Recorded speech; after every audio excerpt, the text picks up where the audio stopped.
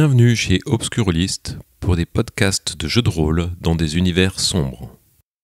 Il sort de la voiture, il te regarde, tout sourire. Ça va, mais qu'est-ce que t'as là De toute façon, c'était dangereux pour toi d'être avec nous. Donc, Ah ouais, tu crois ça? Il sort un couteau.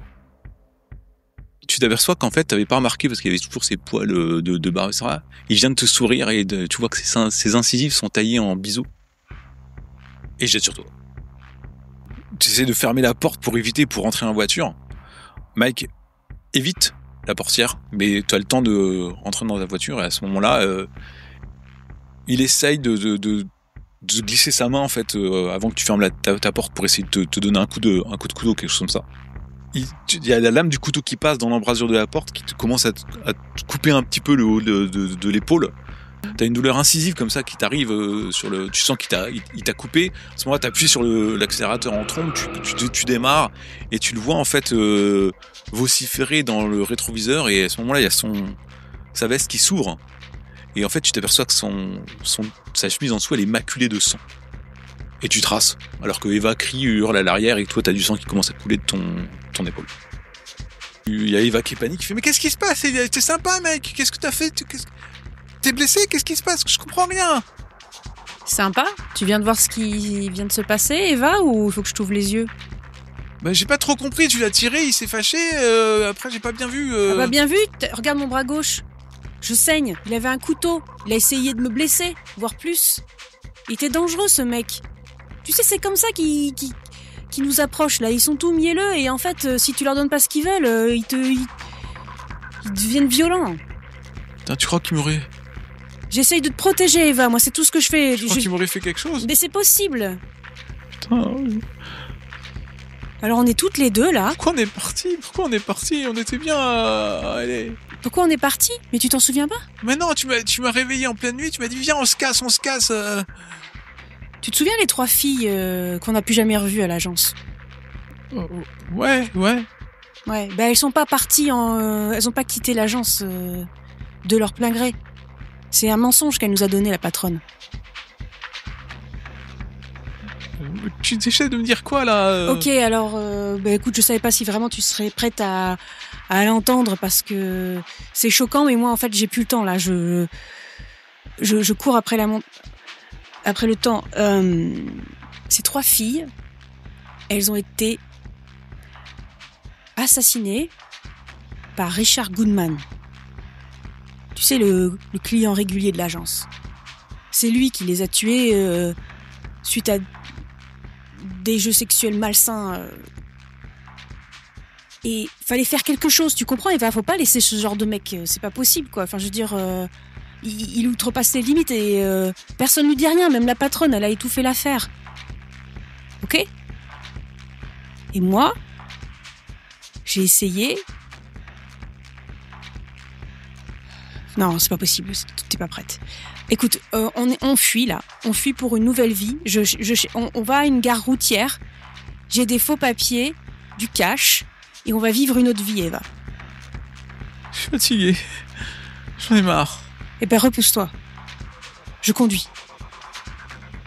Elle replie ses genoux contre elle, elle s'assoit comme ça, un peu repliée sur elle-même, sur la banquette arrière. Elle regarde dans le vague à l'extérieur et elle sanglote. Et tu continues à rouler.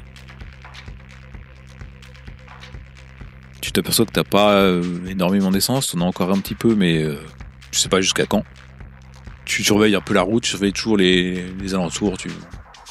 T'as dû voir 1 ou 2 voitures que t'as croisées dans l'autre sens. Pour l'instant, pas de signe des hommes de Goodman. T'aperçois un peu plus loin sur la route un vieil hôtel dont la splendeur est depuis longtemps révolue. C'est à peu près à ce moment-là où t'as aussi envie de... Ça te fait un besoin naturel. T'es fatigué. T'as mangé ton hamburger tout en conduisant. Ouais, puis si je me repose pas, je risque de faire une embardée. Tu serais pas contre une pause. Ouais. Donc tu te gares. Ouais. T'as le vieil hôtel, il y a personne.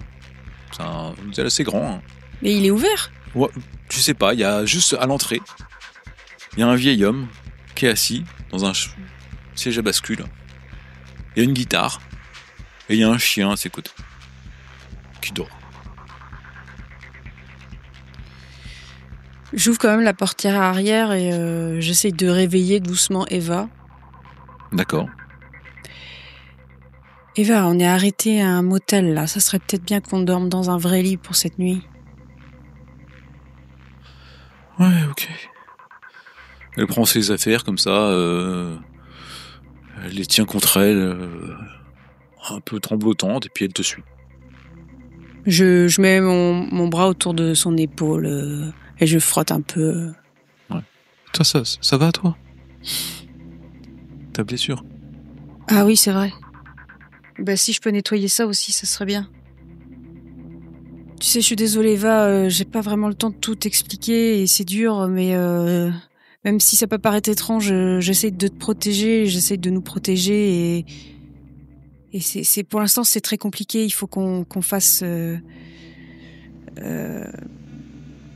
qu'on y arrive, faire face aux difficultés.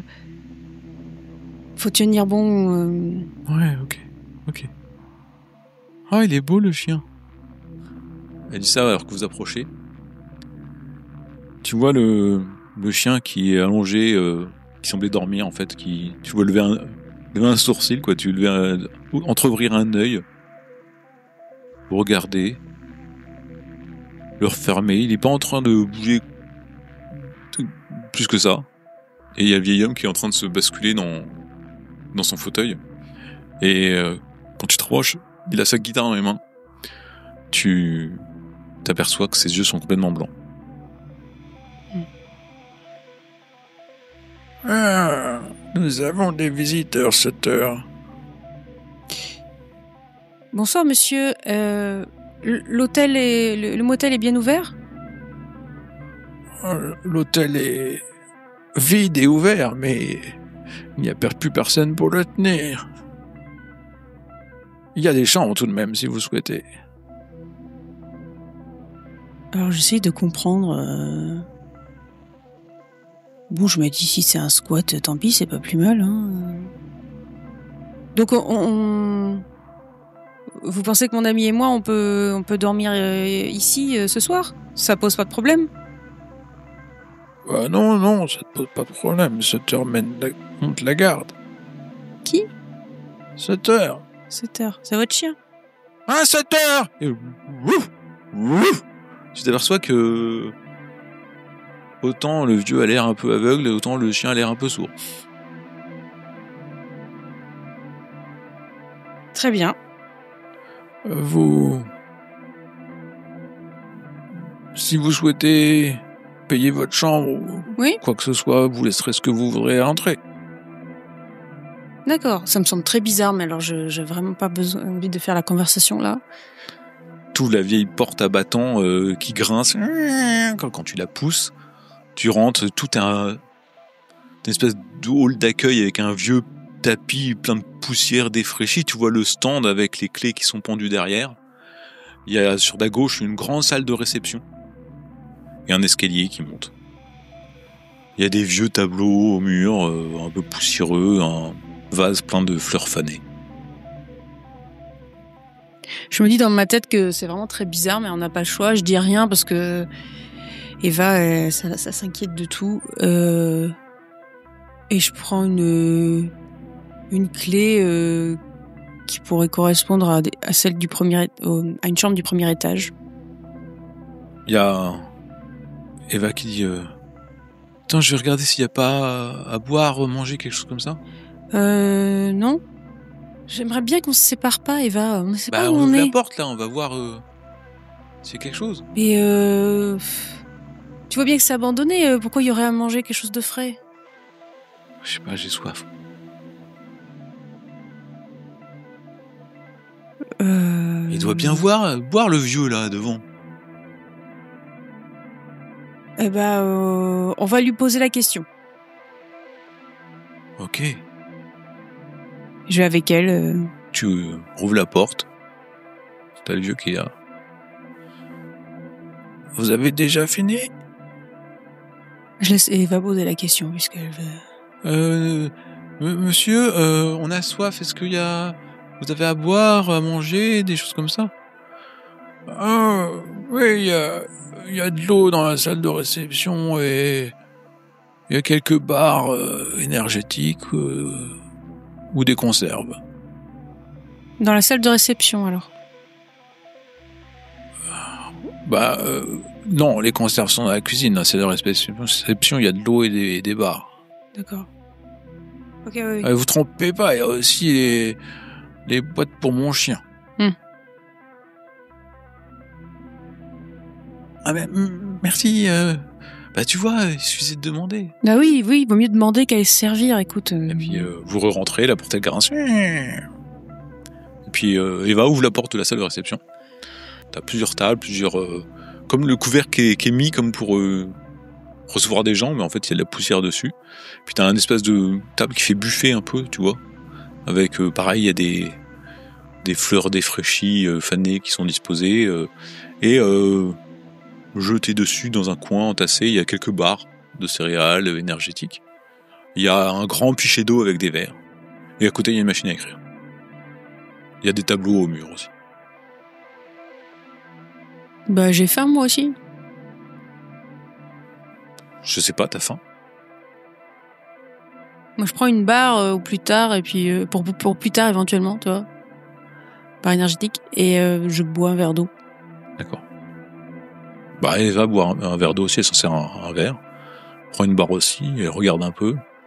Ça devait être bien avant, hein? Jette un coup d'œil à la machine à écrire, il y a quelque chose il y a un papier dedans ou... Il y a une feuille dedans. Il a déjà tapé quelque chose. Voilà mon histoire. Et c'est passé à la lire. C'est tout. Tu sais pas trop pourquoi il y a ça, cette feuille. Mais d'un seul coup, tu t'es dit que c'était une invitation pour toi. Peut-être pour que tu y racontes ton histoire. Mais ça semble tellement bizarre que tu sais plus trop quoi penser. Ouais, j'ai envie de taper sur cette machine à écrire, de compléter un peu comme un cadavre exquis, là, de mettre une phrase, puis Mais je me dis, faut que je laisse aucune preuve que je suis passée par ici, quoi. Je suis recherchée.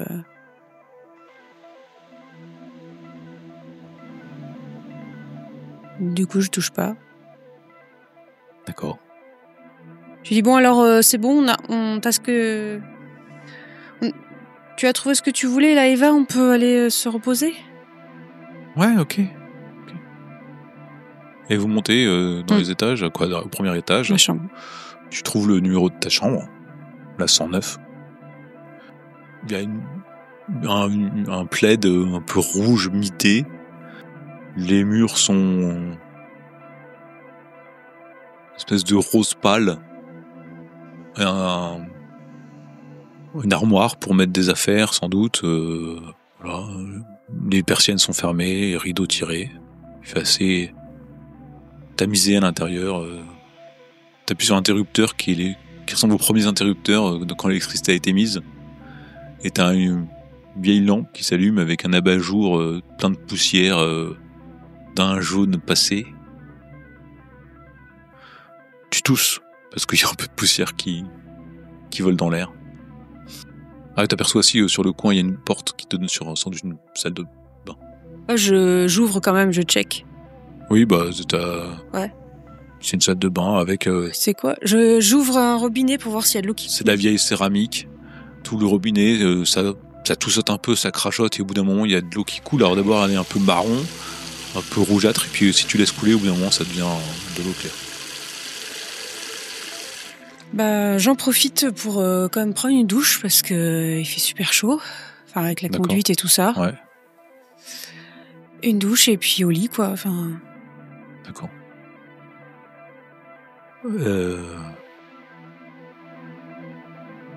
Eva, tu entends Eva qui dit elle est tout mou le matelas, c'est nul. Tu veux pas qu'on change de chambre? Tu peux dormir par terre si tu veux. Ce sera moins mou.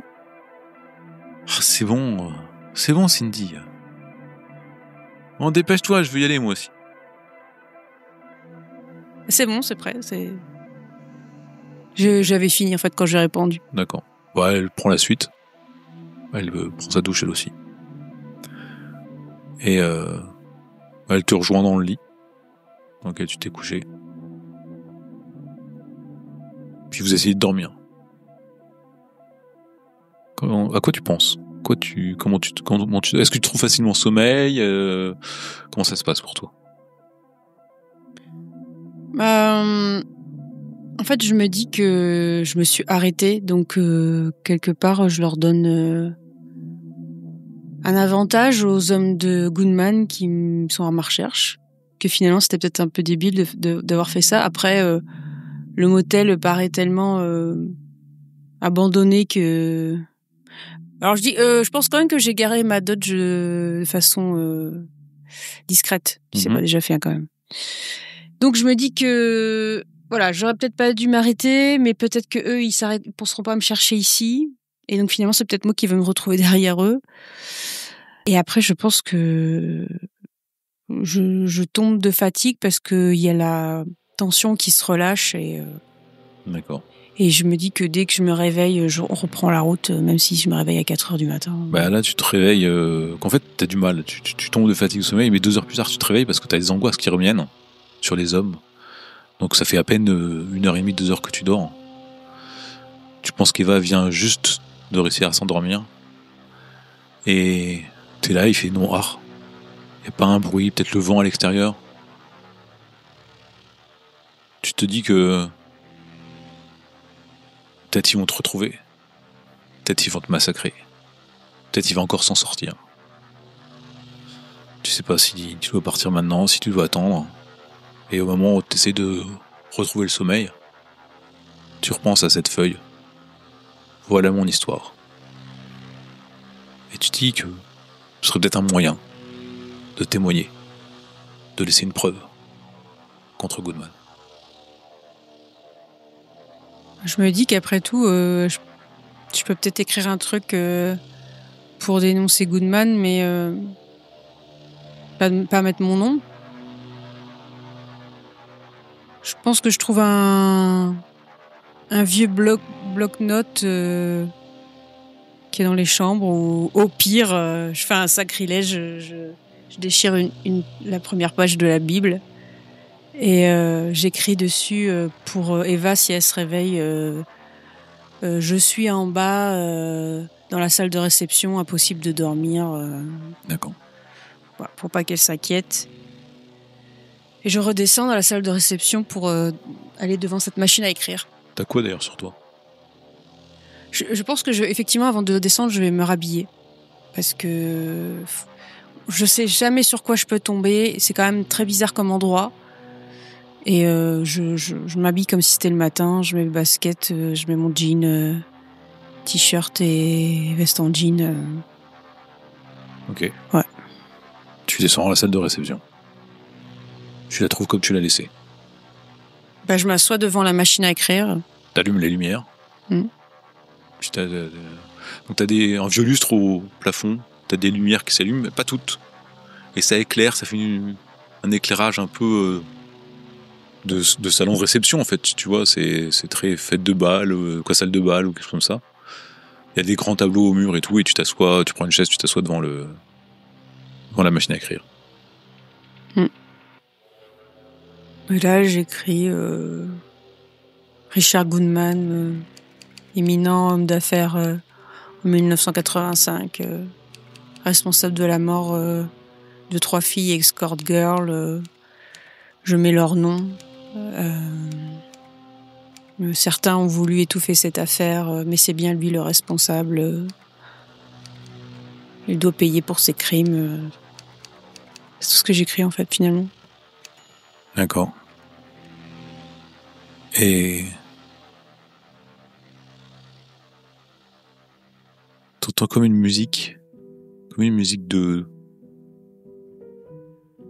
Il faut y avoir dans des hôtels des musiques de piano, tu vois, légères, qui accompagnent les restaurants, quelque chose comme ça. T'entends une musique comme ça. Tu sais pas d'où ça vient. Je me dis que j'ai pas assez dormi là. Je l'entends en continu, Ouais. mais je peux pas savoir d'où ça vient. Bah, il y a peut-être un piano dans un coin. Je vois le piano. Ouais, tu l'avais pas remarqué au départ, ouais, il est dans un coin de la pièce. Mais il est ouvert ou il est fermé? C'est un piano à queue, tu vois que le clavier de l'autre côté, tu vois pas. Bah, je me dis que je sais pas depuis combien de temps j'ai écrit, parce que j'ai pas l'habitude d'écrire à la machine à écrire quand même. Que c'est bizarre encore là cette musique. Donc je vais peut-être retourner dans la chambre avec Eva. D'accord. Tu te lèves, tu arrives, la porte de la réception est fermée. J'insiste. C'est vraiment fermé. Je La musique est un peu plus forte. T'entends des clics-tics couverts. me retourne. Il y a personne. Est-ce qu'il y a une autre porte dans la pièce? Oui, plus loin, à côté pas loin du piano, il y a une porte qui doit donner sur les cuisines. Quelque chose. Eh ben j'y vais. Ok. Tu avances et tu veux, comme si tu prenais entrée pour les serveurs, tu passes devant des tables où t'entends des cliquetis un peu plus forts, comme s'il y avait des personnes qui étaient attablées en train de manger, mais tu ne vois personne. Il n'y a rien. Il y a des miroirs un peu sur certains murs, et puis à côté tu vois un grand tableau, et sur le tableau, c'est un tableau de cette salle. Je sais pas si c'est une photo ou un dessin qui sont attablés. Et tu vois une machine à écrire sur ce tableau, et en passant ça te choque. Parce que la personne assise dans la machine à écrire, c'est toi. Je m'approche plus de la peinture. C'est vraiment moi, je me reconnais. C'est une photo. Et c'est vraiment toi. Mais la photo, je suis toute seule, il y a des gens dans la salle? Il y a des gens dans la salle. Et moi, j'ai Quelqu'un au piano. toujours mon look d'aujourd'hui. Ouais. Et les gens autour, ils sont dans les années 80 ou... Plutôt années 50. Je me dis que je suis en train d'halluciner, là. Que vraiment, là, le manque de sommeil, ça craint. Est-ce qu'il y a de l'eau? Il y a de l'eau dans cette pièce, on avait dit. Oui. Je m'asperge le visage avec de l'eau. Tu prends la cruche, tu la verses sur toi, c'est ça? Ou tu fais Non, du coup, j'en verse sur ma main. En fait, tu inclines la cruche pour que l'eau coule sur ta main, elle coule pas. Bah, il y a de l'eau dedans. Ouais. La musique est de plus en plus forte. Je vais vers le piano. Ok, il est poussiéreux. Il n'y a rien qui bouge. Il n'y a rien qui bouge.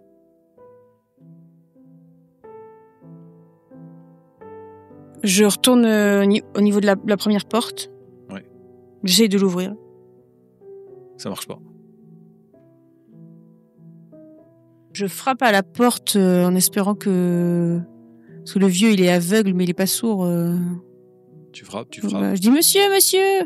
Bah, quand tu frappes normalement. Je frappe avec mon poing. Tu frappes avec ton poing à la porte, mais non, il y a rien qui bouge. Est-ce qu'il t'entend? Est-ce qu'il t'entend pas? Tu sais pas. Même Eva, tu vois. Je fais glisser mon dos le long de la porte et je m'assois. D'accord. Dos à la porte.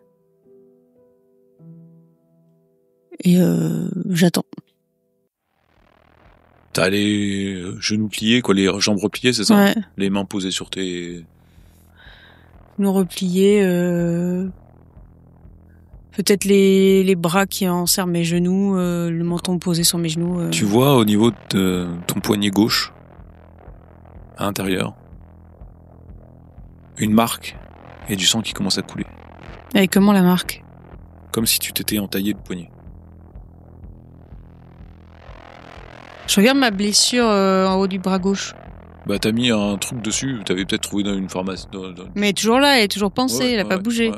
Et donc là, j'ai comme si j'essayais de m'entailler les veines. Ouais. Et j'ai mal et je sens qu'il coule. Non, tu vois le sang qui coule. Mais j'ai pas mal. Non, tu sens bien. Je cherche une serviette, un torchon pour faire un truc pour entourer mon Tu poignet. prends une serviette pour essayer de tamponner le sang, c'est ça? Bah, c'était pour entourer et faire un nœud, Ok, en donc fait. tu prends ta serviette, de la serviette, il y a des lames de rasoir qui tombent. Oh, putain. Et tu mets sur ton poignet, en fait, il n'y a rien sur ton poignet. Il n'y avait pas de sang. Mais il y a des lames de rasoir. Et ça me fait mal? Non, Et j'avais atteint l'autre porte tout à l'heure quand j'y suis allée? non, tu peux y aller. J'y vais. Je cours. D'accord, tu cours vers la porte. Ouais. Il y a la poignée. Mm. Et dessus, il y a des lames de rasoir. Je mets un coup de pied dans la porte. Ok. Ok, tu donnes un coup de pied dans la porte pour l'ouvrir, en fait. Tu arrives peut-être pas à arriver à la hauteur de la serrure avec toute la jambe, tu tapes un peu plus bas, tu vois, tu te donnes un coup de pied dans la porte. En fait, ton pied traverse la porte, parce que c'est du bois, en fait. Donc elle va voler en éclats. Mais tu sens une déchirure tout le long de ton mollet, comme si une écharpe de bois s'était plantée dans ton mollet et avait tiré tout le long de ta jambe quand t'avais frappé. J'arrive à ouvrir la porte? T'as défoncé la porte, il y a un trou. Oui. Faut que tu l'élargisses encore. Pour l'instant, tu passes que la tête. Et je peux pas passer mon bras pour ouvrir de l'autre côté la poignée? Ah oui, tu peux. Ouais. Tu fais ça. Ouais. Tu passes ton bras, tu essaies d'ouvrir la poignée. Ah, tu viens de te couper les doigts. Donc les doigts de ta main gauche, t'as senti en fait au moment où tu le mettais, t'as senti que ça te coupait, donc t'as su t'arrêter. J'ai cherché la cruche. Ok. J'essaye de péter la poignée avec la cruche. Ok, tu défonces la porte et elle finit par s'entrebâiller J'arrive où? Qu'est-ce que je vois? dans la cuisine. Et alors, la cuisine, il y a une autre porte? Oui, qui remonte vers le hall principal. Je fais ça. Je suis dans le hall. Ok. Je regarde mon poignet gauche. Alors, ton poignet gauche va bien. T'as juste du sang au niveau des doigts parce que tu t'es un petit peu coupé, mais t'as pas. Et au niveau de ta jambe aussi, au niveau du mollet, tu saignes un peu parce que c'est comme t'as une écharpe de 2 cm qui s'est plantée dans ton mollet, quoi, qui a tiré un peu.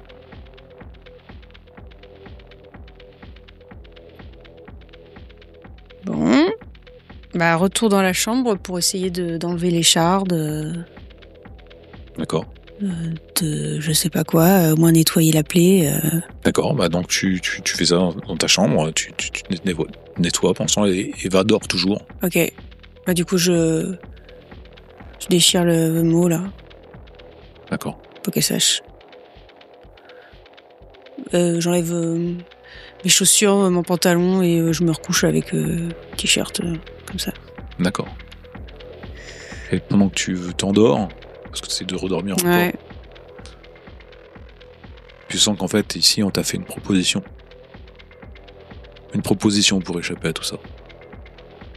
Parce que quand on sent couler du poignet, en fait, quand t'avais cette impression-là, tu te sentais libre, délivré, complètement sereine, sans aucune inquiétude.